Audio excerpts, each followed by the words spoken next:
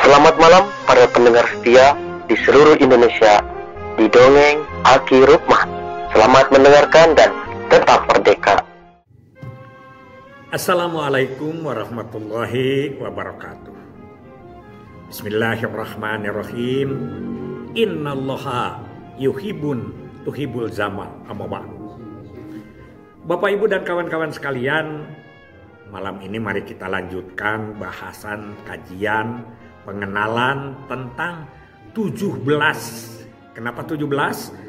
Akan disebut bahwa itu akan sama dengan rakaat yang kita kerjakan dalam sehari semalam 5 waktu sholat 17 Agustus, dan di dalam budaya Sunda ada 17 pupuh. Pupuh itu adalah tembang yang memakai aturan-aturan dan memakai karakter dan birahma. Nah, bila kemarin Aki sudah berbicara pra nikah, ada 4 minimal, ada yang 5, ada yang 4. Aki memegang 4. Ulangi, neun omong, nanyaan, ngalamar, jeung masinikeun. Itu kira-kira seperti itu. Nah sekarang, pada hari pelaksanaannya itu rata-rata 2 hari. Pada hari pertama setelah kita janji tanggal, makanya ada yang disebut dengan seserahan. Bukan serah terima, serentampi bukan. Sekarang disebutnya serentampi. Kenapa disebut seserahan? Pada umumnya yang menyerahkan itu dari sana sini. Jadi dari pihak laki-laki menyerahkan laki-lakinya, dari pihak perempuan juga menyerahkan perempuannya kepada laki-lakinya. Makanya disebut seren sumeren. Tapi sekarang seren tampi. Kenapa? Karena tidak diserenkan wanitanya itu, tidak diijabkan. Oke, nggak apa-apa. Itu namanya juga budaya.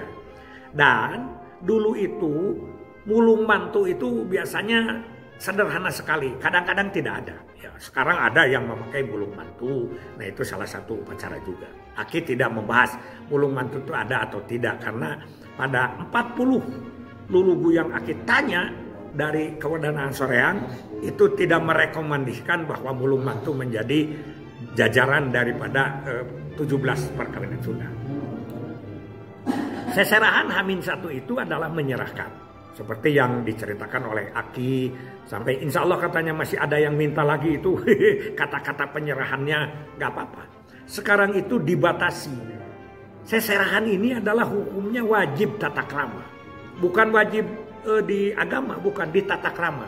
Karena orang mau dinikahkan diserahkan oleh kita. Yang menikahkannya adalah orang tua perempuan. Itu yang jadi wali ya. Jadi kita wajib menyerahkan dalam wajib tata krama ya, dalam wajib ada kehidupan berdunia, kehidupan pergaulan begitu. Kemudian setelah seserahan dulu ada yang disebut ngamandian. Sekarang disebutnya siraman, ada yang ngaras, macam-macam lah.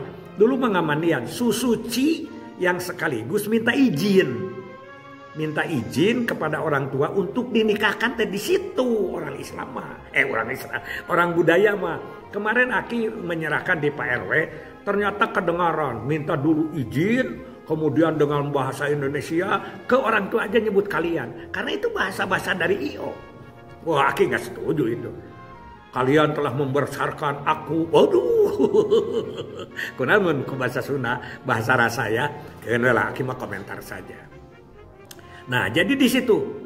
Nah setelah ngamandian, biasanya ngamandian itu tidak terlalu banyak. Kalau sekarang kan siraman itu kalau tidak 7-9. Dari mulai ayah ibu ya, terus sampai ke nenek ake, ke sana baban bibi begitu. Dan alhamdulillah waktu di Pak Deputi Aki juga ikut dalam daftar yang siraman. Nah cuman berbeda kan, siraman sekarang itu sebelum seserahan. Kalau dulu sesudah seserahan. Gak apa-apa, namanya juga budaya. Nah, jadi seserahan, ngamandian, kemudian malamnya ngeyeuk seureu. Nah ini, jadi yang berikutnya ya, ngeyeuk seureu itu yang keberapa itu? Jadi ketujuh ya, yang ketujuh ngeyeuk seureu. Itu disitulah fatwa-fatwa kekeluargaan, pesan-pesan moral dan lain sebagainya. Pesan-pesan kehidupan. Itu biasanya sejam 2 jam. Juru ngeyeuk seureu itu adalah seperti setengah dalang catur begitu. Aki juga suka disuruh ya, Aki mah banyaknya ya pasti adalah pembangunan keluarga khususnya KB dulu itu. Begitu. Karena pakai ruruba. Yang lengkap itu Aki tulis 22 ada rurubanya itu. Oh, ada hanyuang, ada beras, ada pare, ada macam-macam lah. Ya, ada tek-tek, ada elekan dan lain sebagainya. Itu yang disebut dengan ngeyekseur. Itu Aki simpan di nomor 7 ya. Seserahan namanian ngeyekseur. Yang ke-8 ini ada ritual, yaitu subuh-subuh disebutna naon nyaeta ngarias lah. Ngarias mun aya nama ngarias, yaitu mendandani pengantin perempuan oleh juru rias. Itu pakai ritual, pakai jampe-jampe, pakai mantra-mantra, pakai doa-doa. Makanya Aki pisahkan. Karena itu jauh malam, yaitu dengan ruruba-ruruba bekas ngeyekseur. Karena ngeyekseur itu kan si bangsa rurubanya itu masukkan ke samak, dibawa oleh calon pengantin perempuan dan laki-laki karena sudah diserahkan. Langsung dibuang di perempatan, jalan yang perempatan. Jalan simpangan begitu, dibuang aja sambil tidak melihat itu. Nah sebagian airnya dan lain sebagainya dipakai juga untuk merias pada pagi hari atau dini hari. Itu yang ke-8. Yang ke-9 akad. Nah ini yang sekarang wajib itu mah, karena itu sebetulnya puncaknya di situ. Di ke-9 ini akad nikah ya, akad bukan walimahan. Kalau walimahan nanti itu mah acara berikutnya. Akad itu adalah perjanjian antara orang tua istri dengan calon pengantin pria. Sudah tidak usah disebutkan akadnya mah.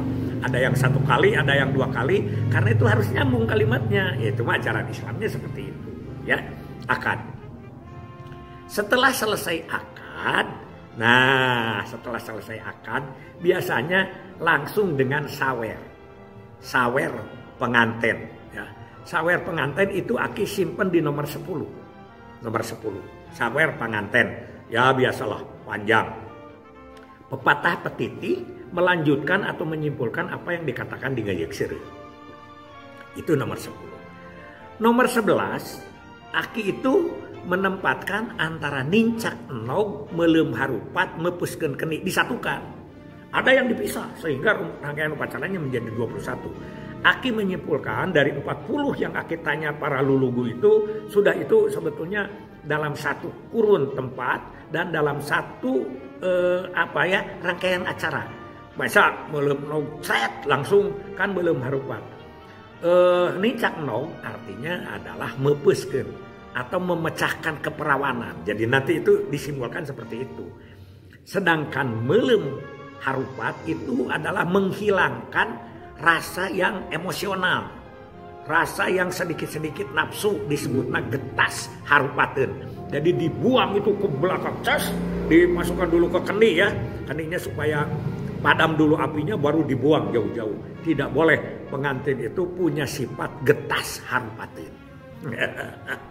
Kemudian ditambah dengan bepuskeun keni, sekarang itu ada yang juga adalah hiberkeun japati dan lain sebagainya. Itu mah tambahan sekarang. Zaman sekarang. Jadi nomor 11-nya Aki situ. Nomor 12-nya, nah sebelum masuk ke rumah itu ada yang disebut buka pintu. Buka pintu itu adalah nyanyian-nyanyian pertanyaan dari perempuan kepada laki-laki dan dijawab oleh laki-laki, kemudian ada kesepakatan baru dibuka pintunya. Padahal sudah akad. Kalau sekarang kan pintunya dibuka sebelum akad, malah kamarnya juga dibuka sebelum akad. Itulah budaya namanya juga rintis sekali ya. Setelah buka pintu yang ke-12, yang ke-13-nya adalah kalau menurut Aki ini ya, yang ke-13-nya itu adalah huap lingkung. Huap lingkung. Ke-13 apa ke-14 ya? Ya pokoknya 17 nanti dilihat di tulisan lah ya gitu. Nah huap lingkung ini adalah suapan terakhir. Nah sekarang ini masih dipakai, walaupun di gedung juga masih dipakai. Tapi buka pintu sudah jarang, tidak ada ya. Diganti dengan tarian persembahan. Sekarang itu baru huap lingkung ke atas ya.